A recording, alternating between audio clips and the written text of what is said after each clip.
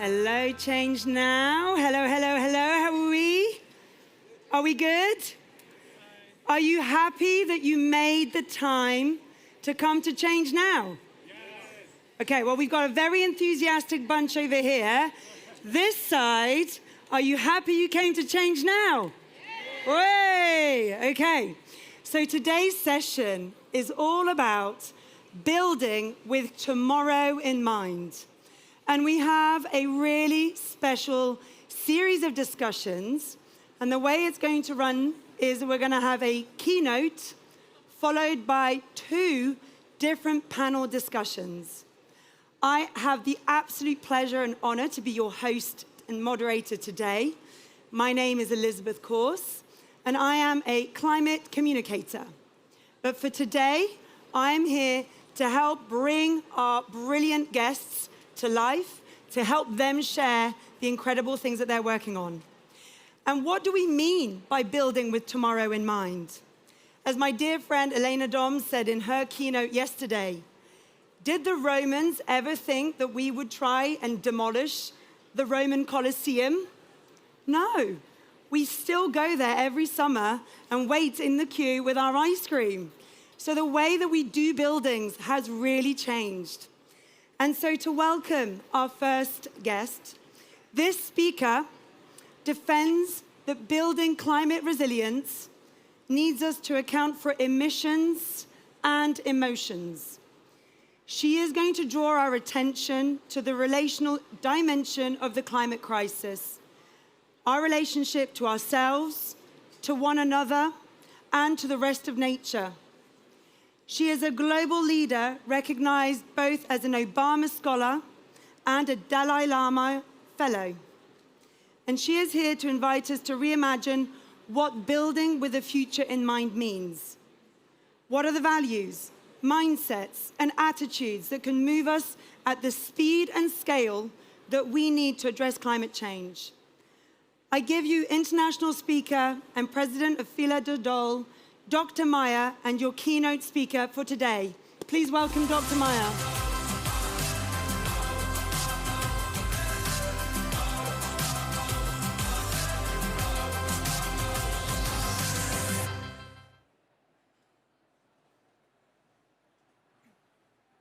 Boa noite, good night.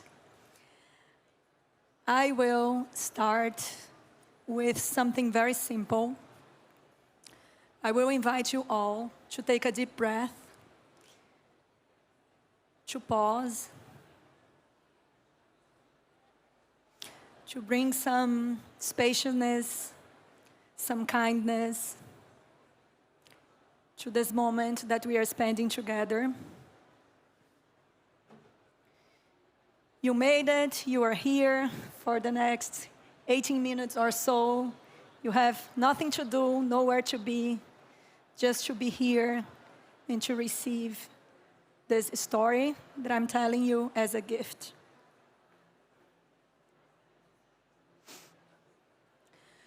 I am Dr. Maia. I am a social scientist. I'm also a climate leader from the Global South. And I have been deep in this topic of climate resilience for the past 15 years. But I would say I'm part of the climate movement long before I was born. I am a descendant of climate migrants, people from the Brazilian Northeast who had to move because of drought, because of desertification. So climate resilience is here. I know a lot about it with my head, but it's also here in my body. It's part of my culture, the stories, the feelings, the songs of my family, my ancestors. I come from the Brazilian Northeast, and the Brazilian Northeast is a social climate hotspot. It's a place that is extremely vulnerable to drought, to food insecurity, to public health issues like dengue fever. Where I come from, there are huge areas like this, vulnerable to desertification.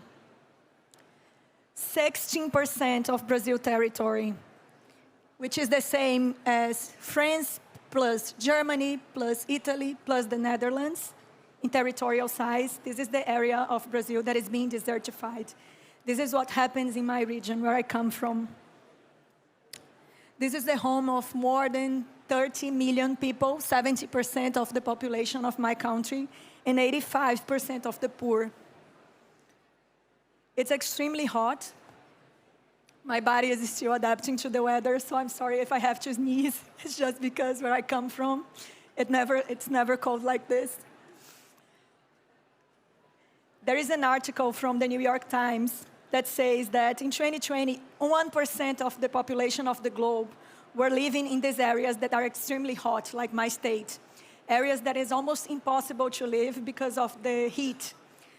But in 27, it will be 19%. And I wonder where these people would go, where will go. I hope climate migration is something that is part of my past, not my future. That's why I work with climate resilience. So these are the lenses, so to speak, that I'm using to talk to you today.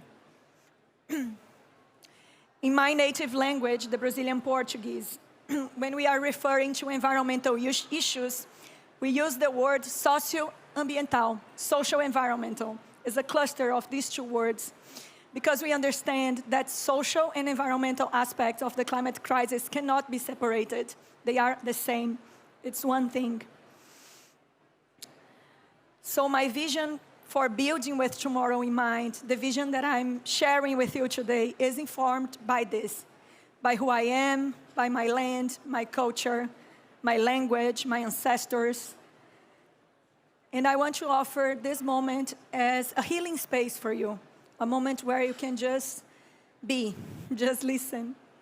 You don't have to worry for the next few minutes. So what is this speech is about? Building with tomorrow in mind. What I'm doing here is I'm breaking this title in 3 pieces, building with tomorrow in mind, and I will offer you my perspective in each one of these pieces.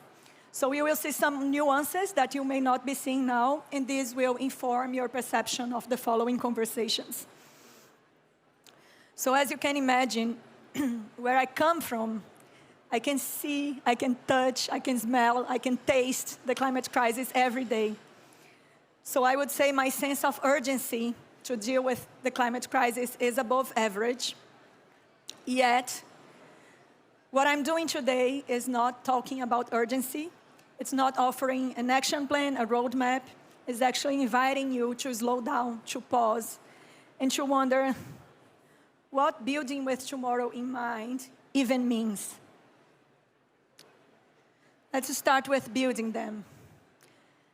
I am an architect and an urban planner. This is the young, very, very young version of me. About 13 years ago, I used to work for the government of Teresina, Piauí. Teresina is the capital of the state of Piauí in the Brazilian Northeast.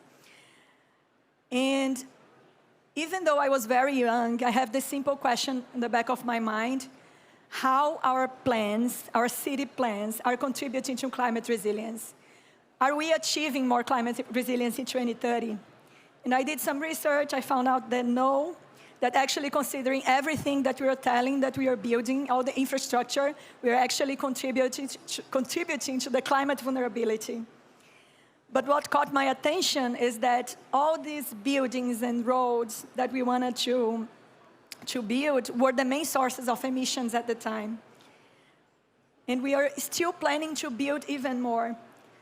So the main source of carbon emissions in Brazil, it's not the oil and gas industry, it's agribusiness. It's clearing the land to plant soy, to raise cattle. But my city is different. We don't have agribusiness. So building and the sector, the transportation sector, were the main source of emissions. It seemed like we are building with today in mind, which is understandable because a lot of cities from the global south still need to build infrastructure. And this need of building infrastructure was as real and urgent as the need of building climate resilience. So the mayor of the time, who was a visionary leader, he said, we are facing with a challenge. We need to solve the problems of the 20th century and also the problems of the 21st century. And this is the case for most of cities on the global south. So how can we How can we move on? How can we build a resilient city? So after 10 years, I ended up being nominated as the head of the Agenda 2030 department. And I was like super excited. Now I will build my future with my, my hands. I was very ambitious in terms of building. I was all about building. But then 2020 happened. The pandemic hit, and I gave up on building. I just wanted to be close to nature. I didn't want to think about squares and plans and deadlines anymore. I happened to lose my father, and all I could think about was cycles, impermanence. How could I be more integrated to life?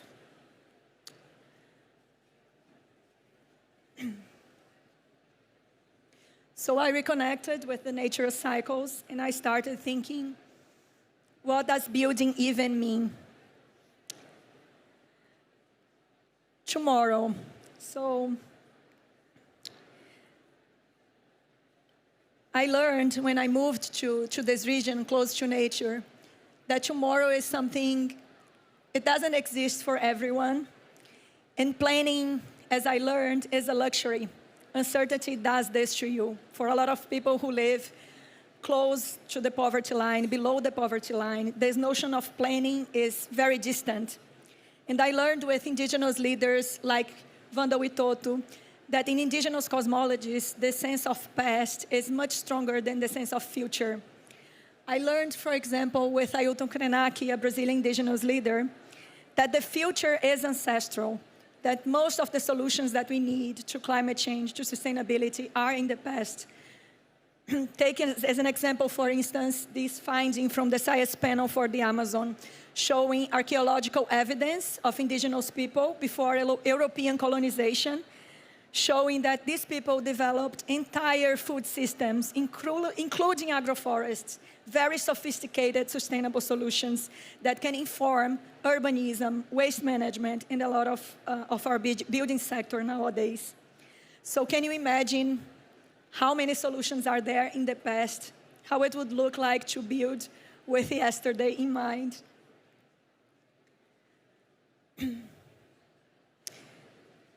Okay, so first I lost this obsession with building, then this drive about the future, but I still had my mind, right?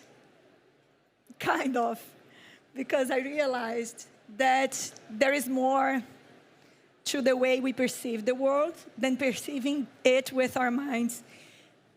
And these women here, they are the ones who taught me this. This is the first cohort of our women-led climate school in the front lines of climate change. And I learned with so many of them to pause, to meditate, to live mindfully. And also I learned with this one, Jose Medina, that our bodies are sending signs to us all the time, that if we get sick, if we feel goosebumps, if you feel pain, this is our body telling us something about how to navigate the world, how to take decisions. A couple of days ago, I was in India with the Dalai Lama Fellows. This is a network of young leaders who are inspired by the Dalai Lama legacy. And we go through a curriculum called Head, Heart, and Hands, meaning that we need to integrate our mind, our bodies, and our feelings if we want to be the next generation of leaders, if we want to be those who are actually solving all these crises. And I was there in India, and there was this monk, Tibetan monk. His name is Jesh Laktor. And I noticed that every time he was speaking about the mind, instead of pointing to his head, he would point to his heart. And we asked him, why is that? And he said, because for Buddhism, it's the same word, head and mind and heart, it's the same word. And this is our mind. This is the home of our thoughts, of our feelings, of our emotions, of so many other things that we kind of forgot about because we are living too much in our heads. So this is what I care about, emissions and emotions.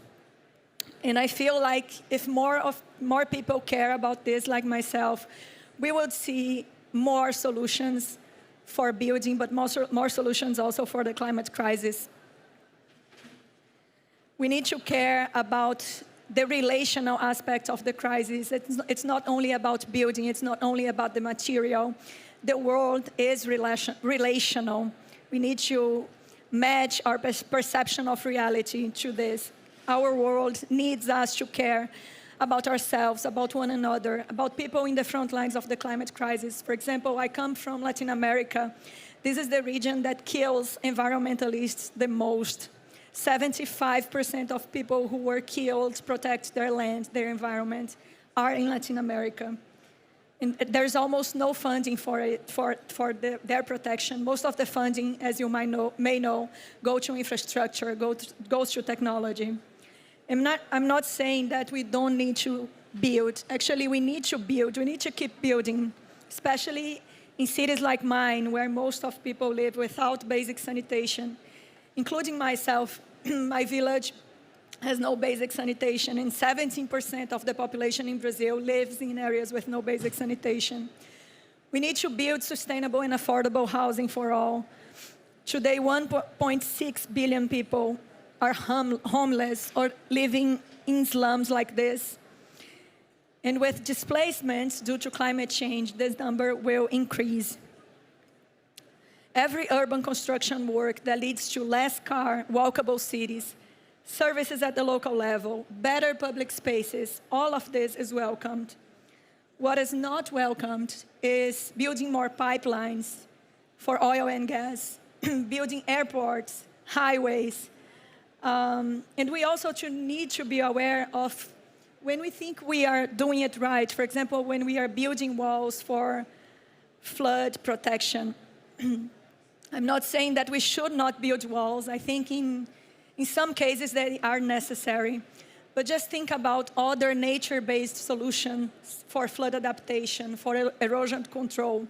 For example, mangroves. They are cradles for wildlife.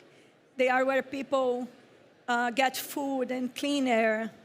They mitigate carbon. All of this adds so much value to this measure for flood adaptation. I remember talking to one of the women from my women's network in Maranhão, and I presented her this concept of carbon sink. I said to her, mangroves are carbon sink. And she answered, no, mangroves are my body, are my body. It's what I eat, it's what I breathe. And I learned so much about her relationship with the mangroves from this answer. So what I'm advocating here is, look, we are a very new species. We are babies. We are here for 300 to 200,000 years. And the Earth is 4.54 billion years. So Pachamama, a Mãe Terra, our mother, she's wiser than us. She knows what she's doing. Let's trust her. Let's make sure that our work is helping her to work better. And my invitation today is, what if building with tomorrow in mind would become building with tomorrow in mind? Thank you.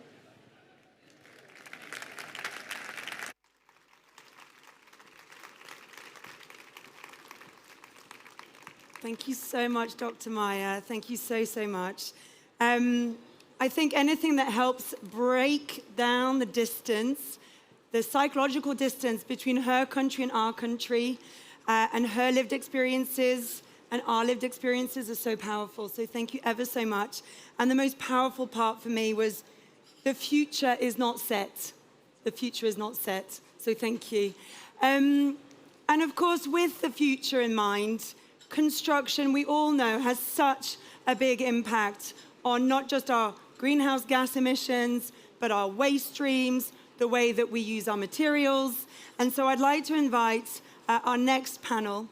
And for this one, we have a city government and a corporation come together to discuss what needs to happen. So can I please invite Barbara Trachte, Brussels Secretary of State for the Economic Transition and Scientific Research, and Edouard Bouygues, Deputy CEO of Bouygues.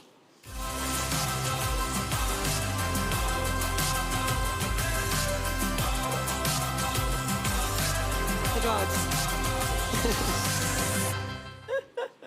Come over this way. Just come over this way. Yeah. Don't make me feel alone. Have a seat. Have a seat. Have a seat. So thank you ever so much for being here. Welcome back, Barbara. I believe this is the third time you've been at ChangeNOW, and your first. Is it your first? First time. Okay. So, well, let me just start with who these fine people are, and we're going to jump straight into our conversation. So, Barbara, I'm going to start with you. Barbara believes in the collective ability to find solutions as we transform our economies. In 4 years in the Brussels government, she's supported businesses that respond to climate and social challenges. How? Well, she uses the various public tools that she has developed, including finance, economy, and business and housing in Brussels. She is here to tell us what we need is collaboration between companies, administrations, academics, civil societies, and the political sphere. So welcome, Barbara. Thank you very much. Thank you. And Edward, you are very much on the side of the transformative era of construction. With 5 years as works supervisor and in sales at Bouygues Construction and over a decade at Bouygues Group's telecom branch, your expertise spans many sectors. You launched the ISAI Build venture, partnering with ISAI to accelerate the construction industry's transformation and decarbonisation. And you're here to help us navigate the evolving landscape of construction. So please, welcome Edward as well. So I'd like to start with both of you. Well, maybe if we start with you first, Barbara. Maybe help us understand what a Secretary of State for Economic Transition and Scientific Research does, and maybe why we talk. This was my question first to Barbara. Was why do we talk about the Brussels government, and what levers you have to influence the way we develop and build our urban areas? Thank you. I really like the way you asked this question, because sometimes people ask me, if you are the state secretary responsible for economic transition, where is the man, because it should be a man, in charge of the economy? And I always answer, well, this man is also me. So actually, I'm the minister responsible for the economy or economic development in Brussels. Belgium is a federal country. And the regions are responsible for economic development. This means that we have economic tools, those are incentives actually, to support businesses, to fund them, and to host them in our region. And I choose economic transition to make it very clear to everyone that we have to change, and that our economic goals will be aligned with our environmental goals. So that's why my title is State Secretary Responsible for Economic Transition. And of course, we have to change now. Of course. Thank you so much. And Edward, maybe before we go deeper into the construction space, Bouygues is a very certain type of French company, and I didn't know quite how large or how big it was. So can you tell us a little bit about what the Bouygues Group is and where you sit within that group? Sure. So what do we do at Bouygues? We have 6 different activities. We're in construction. We're in road and rail works with a company called Colas.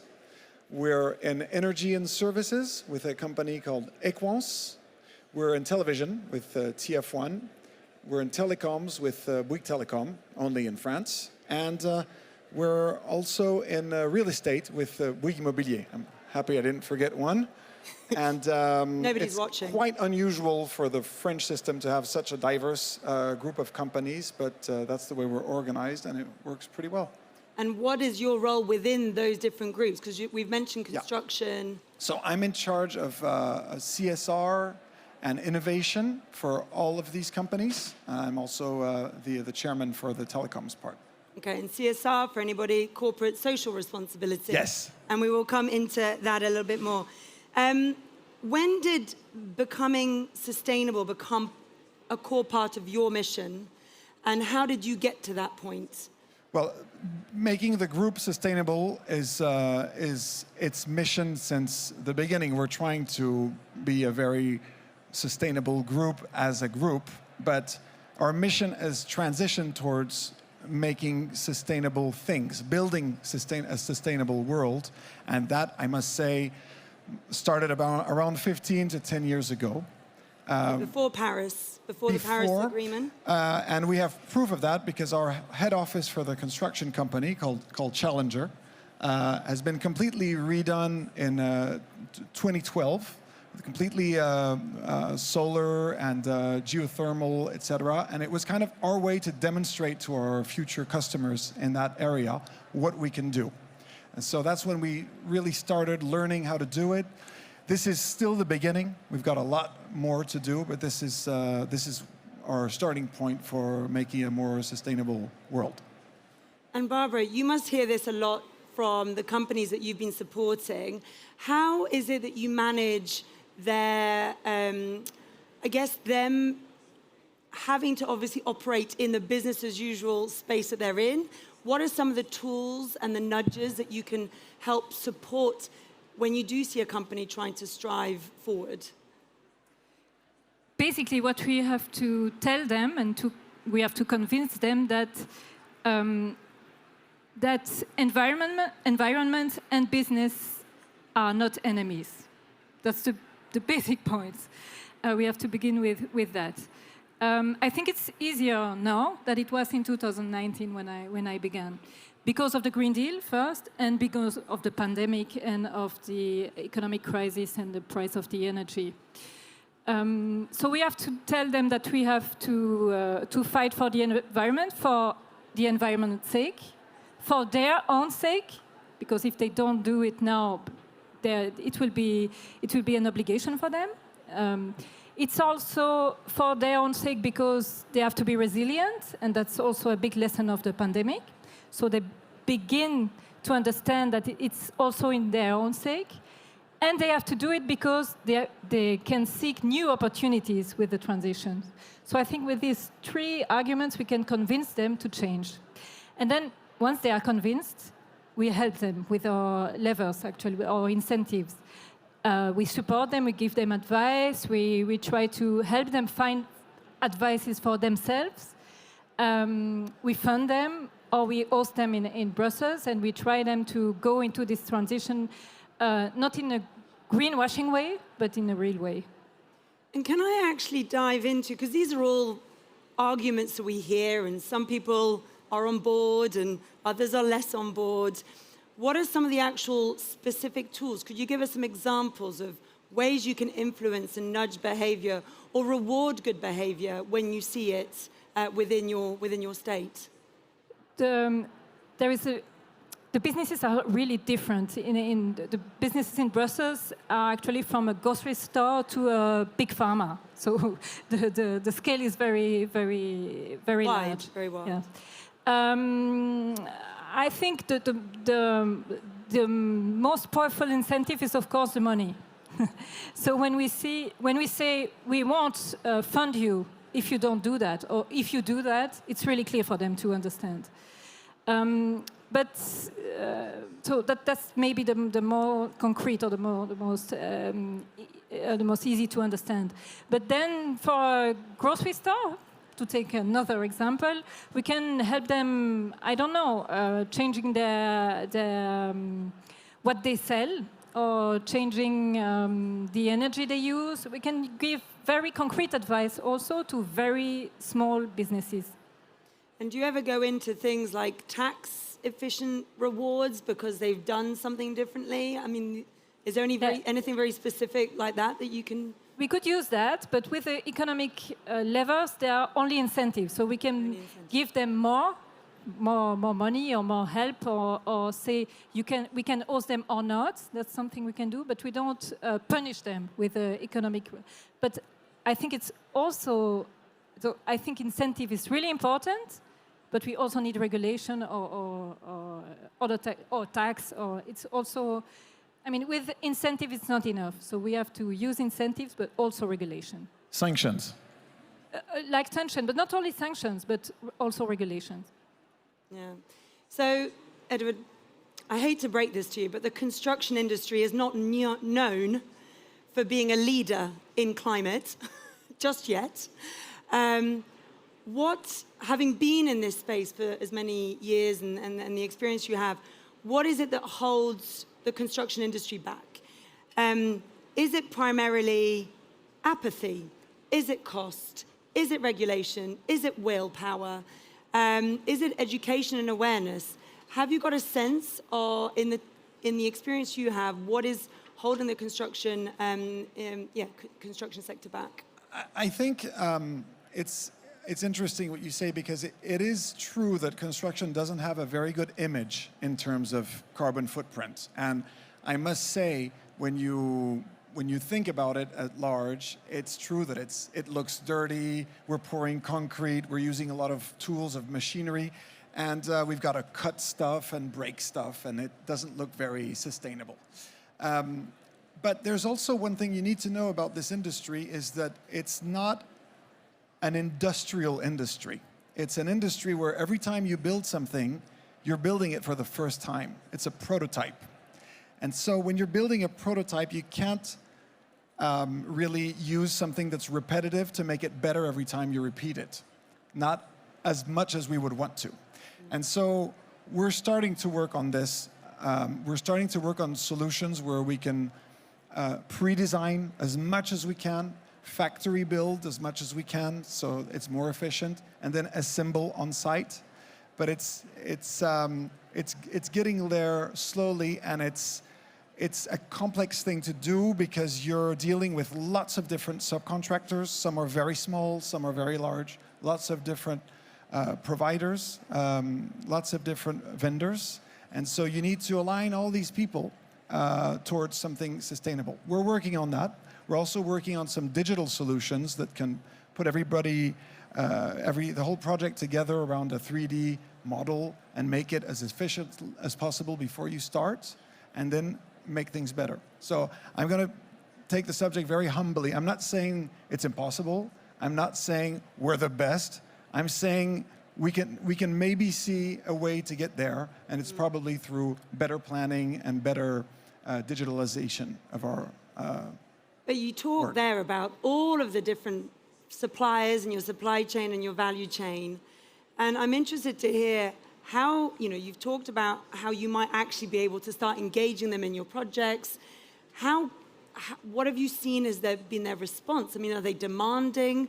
Have you seen a change in what they're asking for? It's very positive, especially the larger ones, because they have enough manpower and R&D to work on solutions. For us, as one of the larger companies in the area, it's more of an opportunity than a threat, because we have enough will and manpower to work on new solutions and to actually go and scout for new solutions, kind of like at ChangeNOW, where you can see some. I think for us it's a great opportunity, and I think we have someone from Saint-Gobain speaking a little bit in a few minutes, and they're one of our vendors, and we use them, and we're very happy to work with them, and they've got solutions, for example. Yeah. When you've obviously got a clear mission as Bouygues in terms of your mission for better. Where have you seen instances where the mission and then the opportunities clash?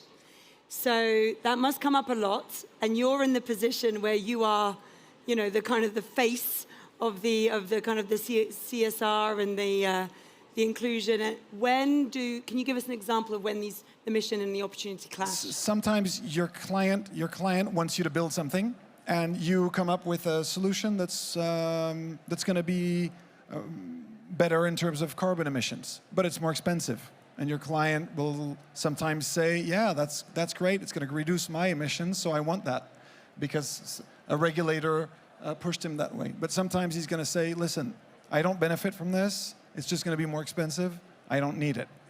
And then there's another thing.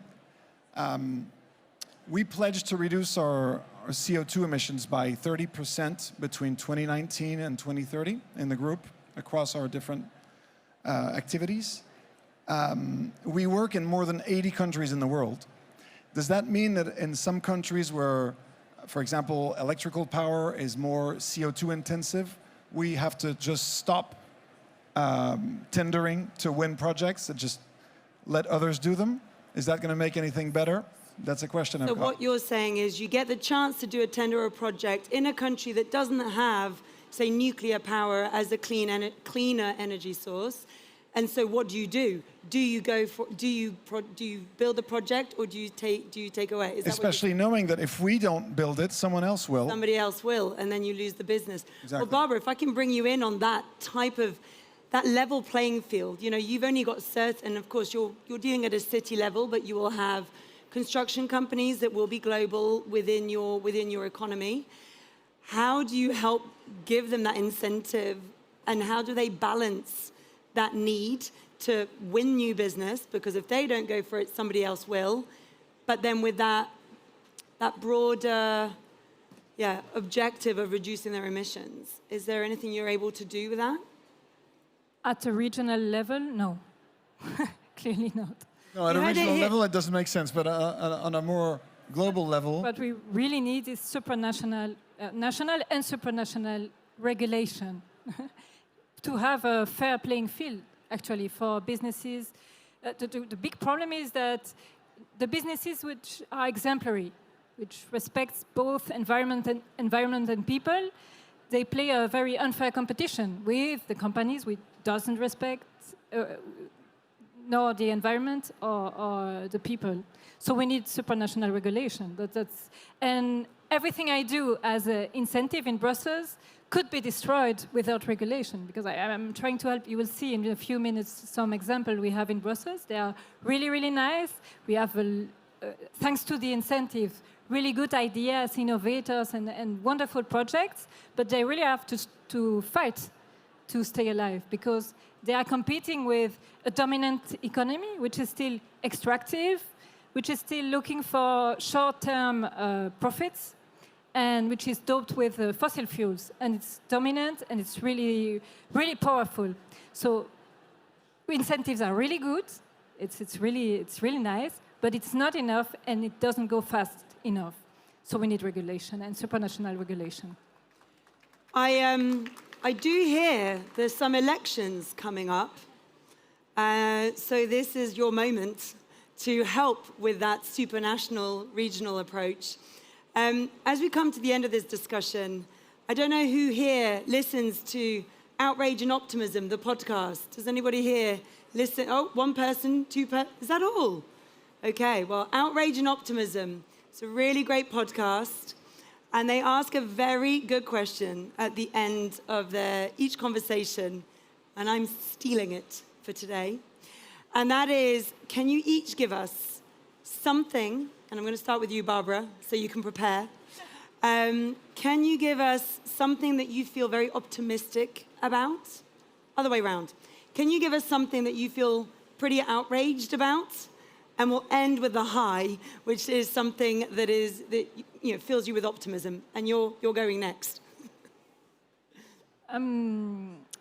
What makes me really angry right now is the people saying that we have to take a break from this transition or from the Green Deal, to talk very politically, because it's not good for business, what they say, and that's what they say. Or because it's not good for the poorest people. That makes me really, really angry. Because I think it's not true, and I think it's actually to stay, the business as usual is actually a punishment, and would be every day worse. So we really have to change now. Yes. So that's make me angry. What makes me optimistic is everything I see here. I suppose everyone here reads the IPCC reports and knows that the solutions are actually there. They exist. So that makes me optimistic, and I'm trying to push it in a very concrete way. And we have so many change makers under one roof, which is what does give them optimism. So what about you, Edward? Optimism?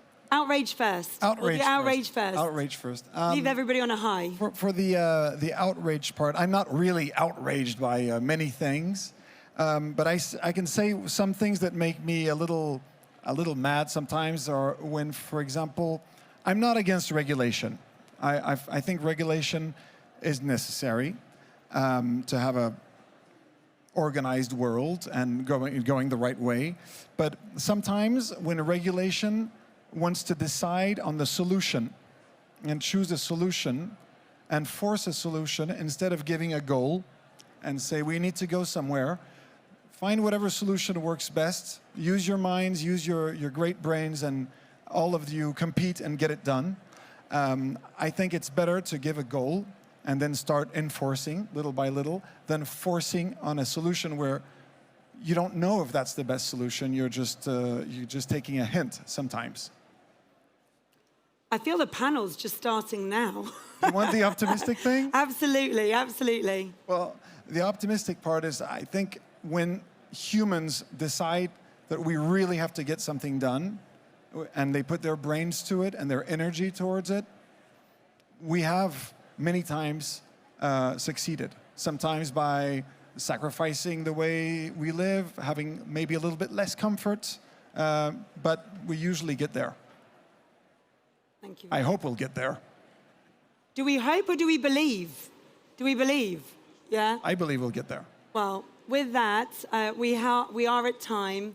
I want to say a big thank you to Barbara and to Edward. You're not disappearing off, so if you do want to carry on conversations, they will be here at the end of the session, as we do have another conversation to go first. So thank you very much, and we'll bring in our second panel.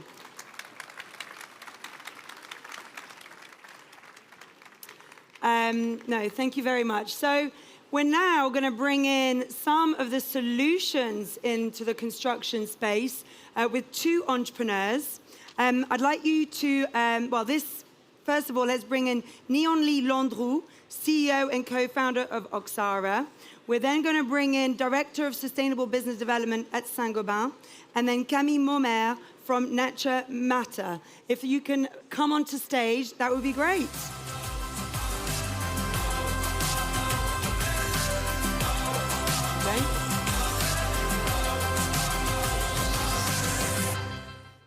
Come on.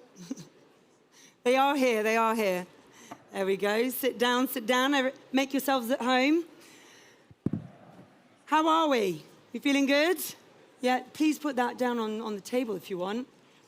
We've got a hint. So I'm going to do the same again, which is give you a little flavor of where our speakers are coming from. And we're going to start with you, Pascal, on the end. It was such a joy to meet these people before our chat today, and really sense that with Pascal, really believes that sustainability is a business opportunity. In fact, it's fair to say you've spent the most of your career trying to prove that point at the heart of Saint-Gobain. He was involved with setting up the very first working group at Saint-Gobain to answer that very question: can sustainability be a business opportunity?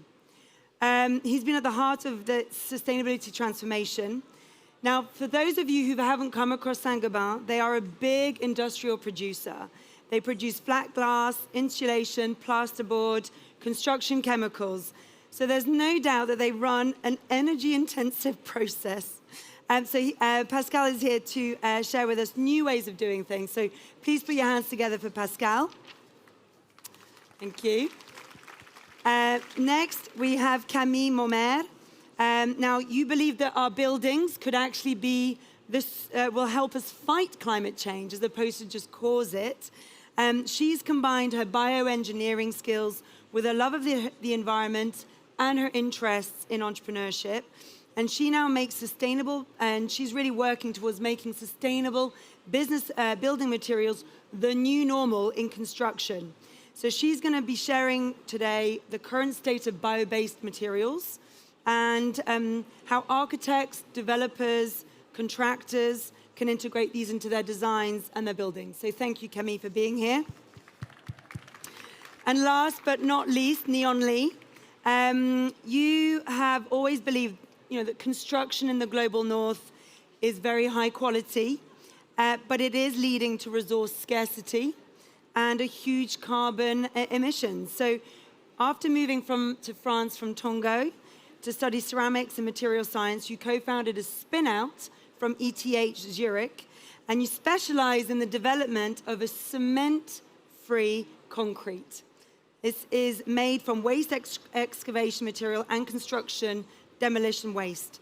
So as a native Togolese growing up in a clay house, you've been able to combine your personal lived experience with the built environment and your technical expertise. So you're here to help us understand how we're going to challenge the status quo in construction. So we're going to solve construction in 20 minutes. Is that good? Yeah? Big round of applause for Gnanli as well. Now, I thought we should start with the obvious question, which is what brought each of these people, each of our guest speakers, into construction in the first place. I'm going to start with you, Gnanli. What brought you into construction specifically? Thank you very much. Happy to be here. I think, so far I recall, at the age of 7, I was building with my uncle his house.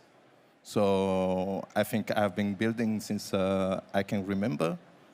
And for me, construction was not what we see here. It was like part of our daily activities. If you want to live in a home, you have to build it.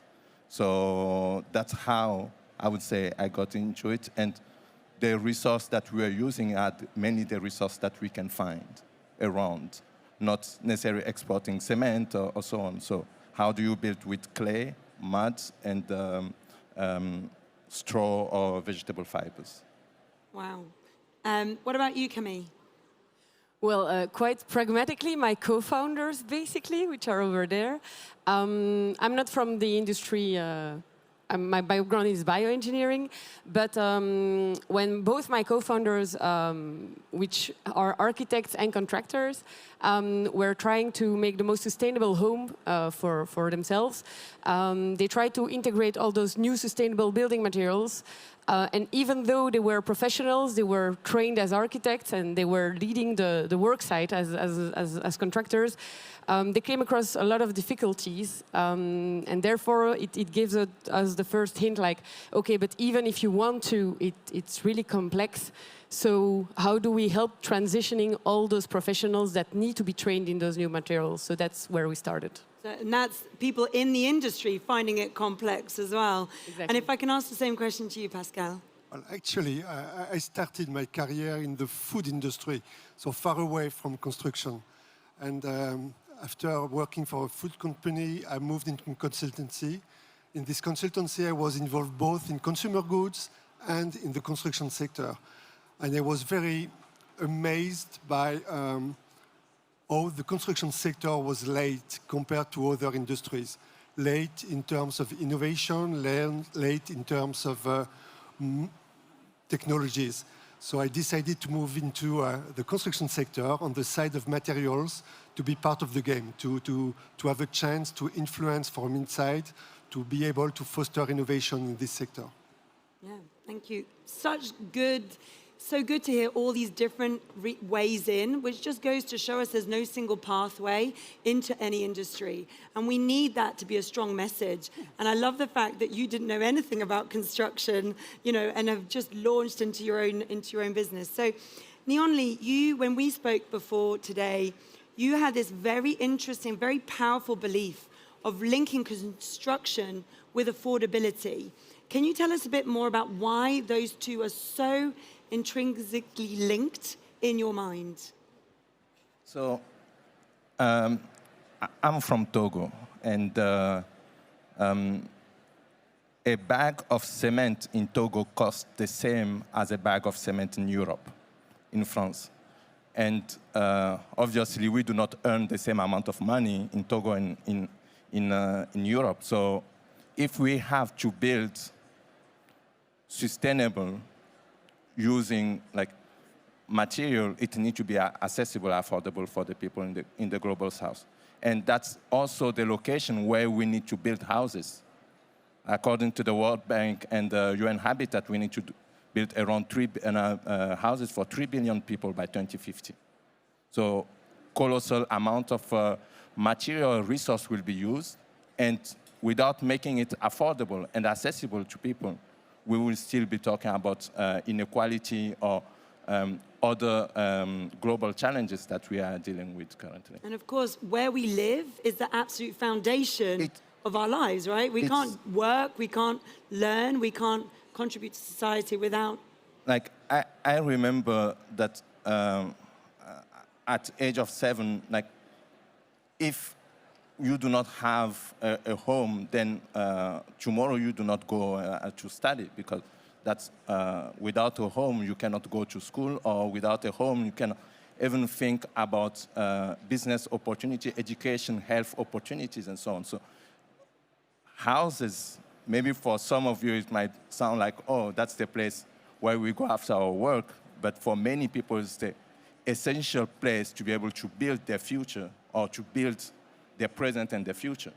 So it's really, really, for us, important, and for Oxara, which we founded, is like, how do we enable access to sustainable construction and affordable housing? Because we consider as the quintessential things if we want to solve the global issues. Absolutely.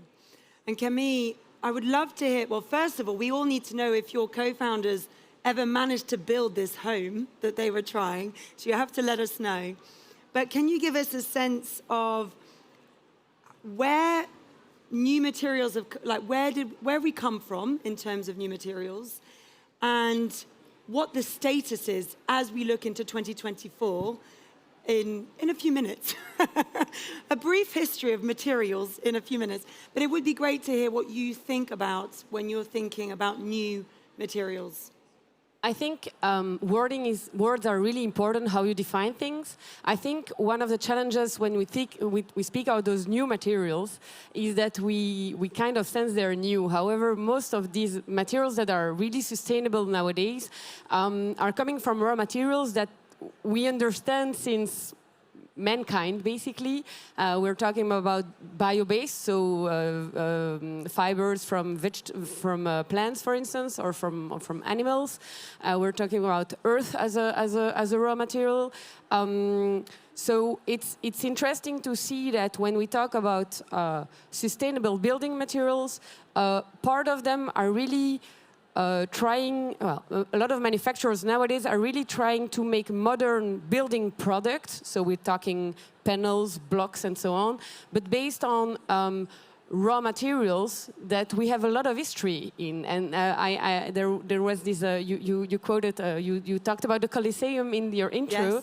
It's interesting because it's still there. So sometimes we have the feeling when we talk about those new materials that they're not as solid, or that they won't last in time as what we are used to use in the last 50 years. But they did, and actually those buildings stand test of time more than some buildings from the 90s, for instance. So I think new materials and innovative materials, it's a tricky word, but it's interesting to see that when we started at Natura, we really tried to, well, actually, we tested all those new materials in the houses of my co-founders. But so we were really like exploring the market to come across all those manufacturers of new materials. And now we see that 4 years later only, we're being contacted by them, and there is an explosion of creativity within the manufacturers to create new materials based on either bio-based resources, either on recycled resources, because you have a recycling stream as well that is interesting. And maybe as well, one of the things that we try to where we try to spread the word as much as possible is there are alternatives for almost everything in a building. So it's a very broad, when we talk about sustainable building materials, it's a very broad family going from structure to paints, and that's and with all the families in between that. Oh, thank you. Well, I guess time to bring in somebody who knows a thing or two about materials, the traditional kind. Maybe for our audience, in case they don't know about Saint-Gobain, if you can give us a bit of a sense of what it is you do in the material space. But of course, you've had a front row seat and you joined so that you could help innovate the sector. So maybe give us a sense of the trends that you're seeing from where you stand. Yes, of course. I think it's all about making materials more sustainable. I don't think there are sustainable or not sustainable materials. You have more or less sustainable materials. All materials have impacts. So zero impact materials do not exist yet. Maybe someday, but not for the moment.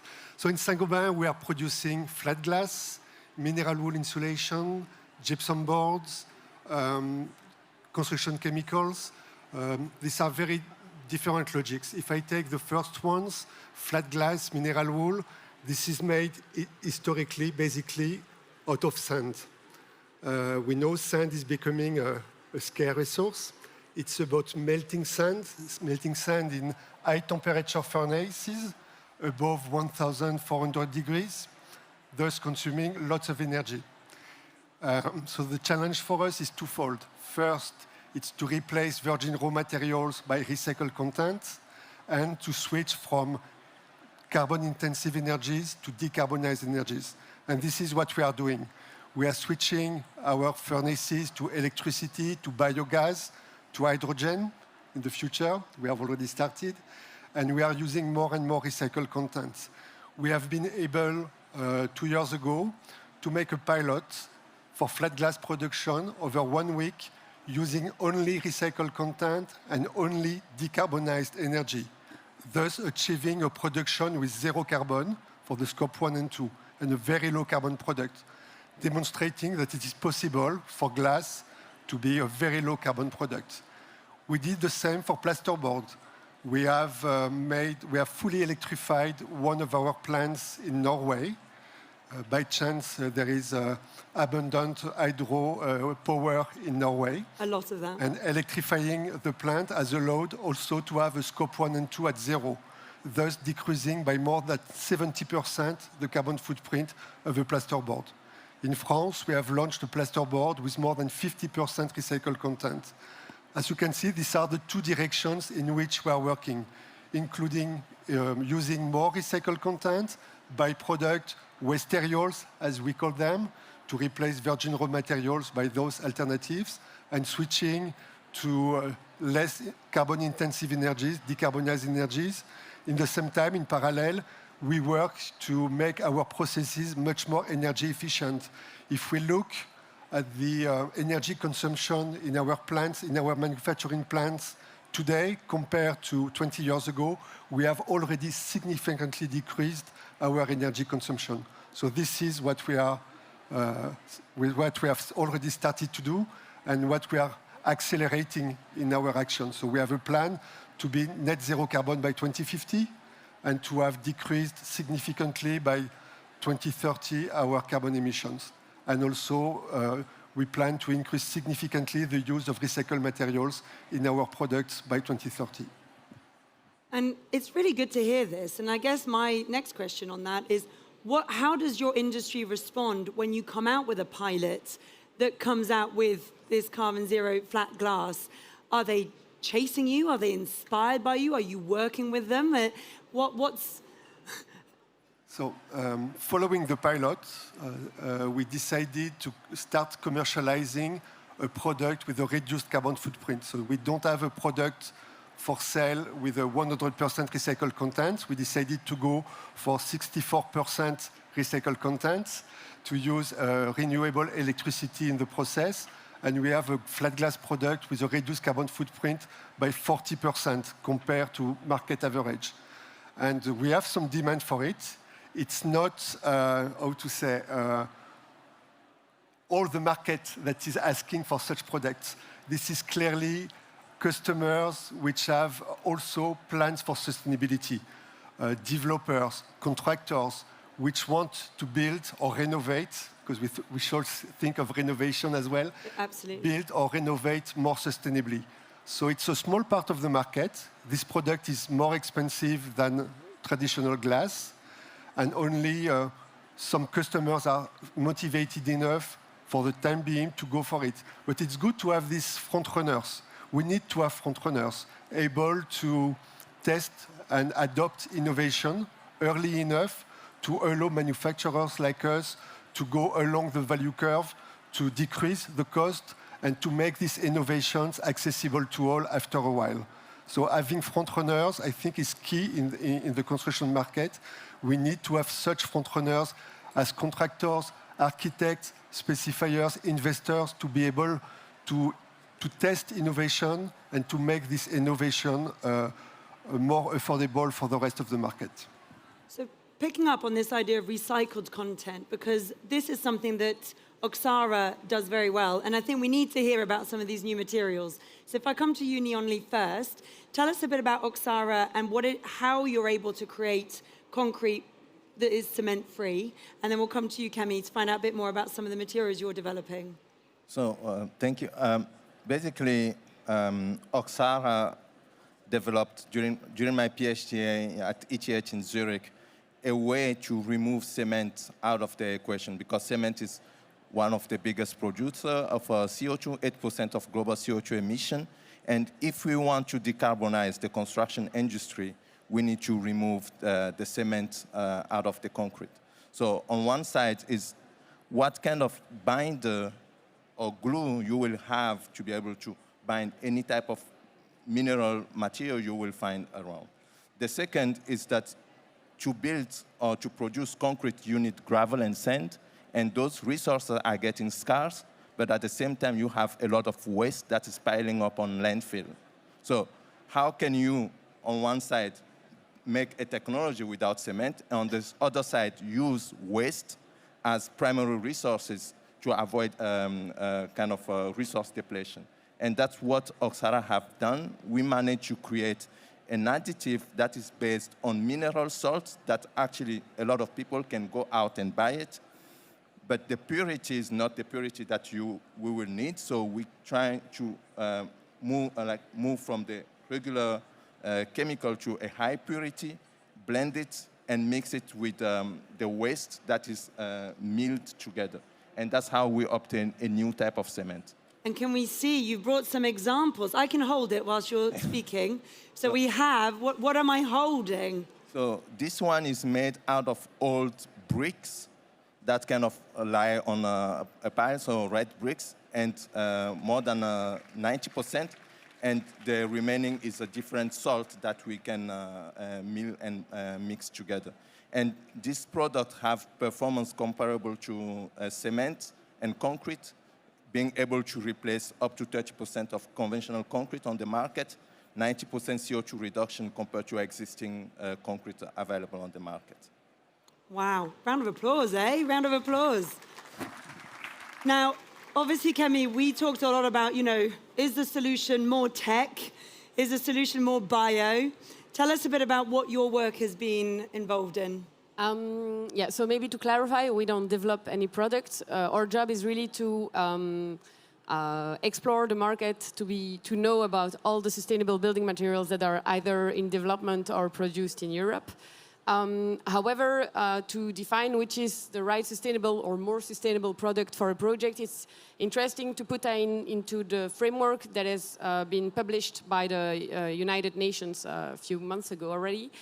Super interesting report. And the idea is that to lower the impact of building materials, and we need to do that because half of the impact of building is coming from materials, we need to prioritize how we change materials. So and there's a hierarchy. Hierarchy to follow. And the idea is, the first one is to avoid as much as possible new extractions of raw materials. And therefore, what Oxara does is kind of amazing, because you use recycled content as a new raw material, but it's also about trying to define, don't we need to build less? Can we have smaller structures, which is not a kind of sexy topic in the real estate industry. So the first thing is always to try to avoid new materials. The second, when you can't do that, because obviously we build, so we need materials, is always to shift as much as possible to bio-based. So if there is a bio-based alternative to what you are want to use, you go for that. Why? Because they're renewable and they stock CO2, which is kind of what we need right now. And then only if you can't avoid and if you can't shift to bio-based, you go to improve, and that's improving the existing materials, and that's all the work that a lot of producers are doing right now, trying to decarbonize as much of their production and shift their materials in a more virtuous production system. But it's important to keep in mind that it's a hierarchy, it's a really hard word. It's horrible. And it's first you avoid, then you shift, and then you improve the rest. And based on that framework, it's quite, it becomes more intuitive for project owners to make the right choices when we talk about material changes. Okay, and it's also where the producers like Saint-Gobain come in with those new ways of doing things. So we are out of time, but I'm going to cheekily ask my last question, just like I asked the panel before. I'm going to start with you, Pascal. What is something, very quickly please, what is something that makes you outraged and something that gives you plenty of optimism? What makes me optimistic is that we see more and more collaboration across the value chain. I think if we want to succeed, whatever the materials, we need more collaboration between large companies and SMEs, between investors, developers, contractors, manufacturers. We will not succeed in making this sector, which is quite a complex sector, more sustainable if we do not collaborate more across the value chain. It's a key message. Then, outrage? I don't have any. I'm still very optimistic. I'm sure we will do it. It's okay. I'm sure Camille's got something. I think what makes me most angry is sometimes, I'm in contact with